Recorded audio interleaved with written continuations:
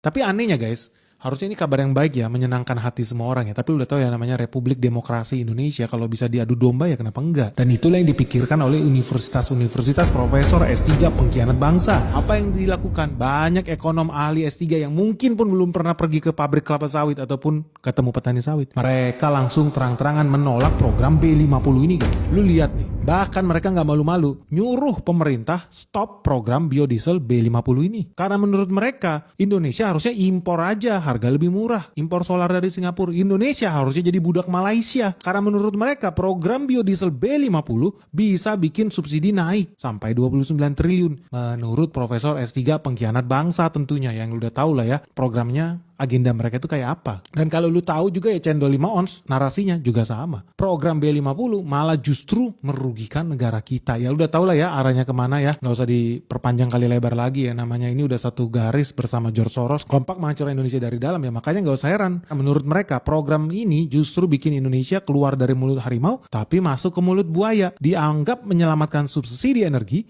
tapi sebenarnya masuk ke subsidi yang jauh lebih besar lagi. Dan anehnya, mereka bilang angka subsidi biodiesel dalam jangka panjang justru bisa naik mencapai 89% dari total anggaran subsidi energi tahun 2026.